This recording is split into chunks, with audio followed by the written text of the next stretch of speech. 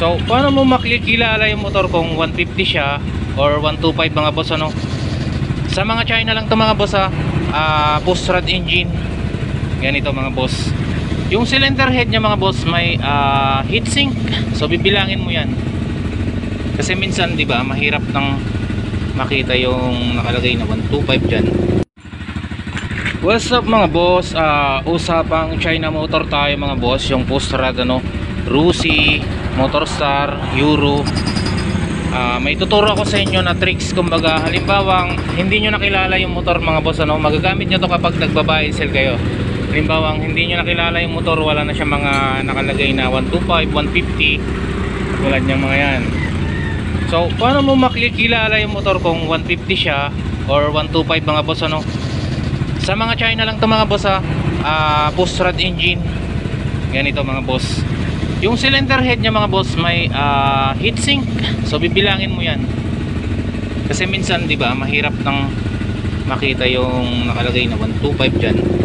Dito lang mga boss sa heatsink ng cylinder head. Ito yung black, ito yung cylinder head mga boss ano. So bibilangin mo lang sa cylinder head. Ito yung cylinder head no. Kapag pito yung heatsink niya, 125 lang yan. Pero kapag 8, 150 ano mga boss.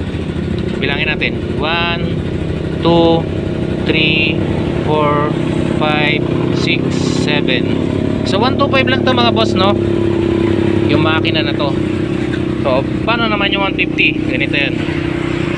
Halimbawa ang ayan, diba ang karaniwang Motorstar ay 125. So paano nyo malalaman kung ginawa na nilang 150? Kasi nagagawang 150 to mga boss ano. Ito yung black, ito yung head. Pag pito yung heatsink ng cylinder head, 125. Kapag 8, 150 yun mga boss no. So bilangin natin 1, 2, 3, 4, 5, 6, 7, 8. So 150 na to mga boss.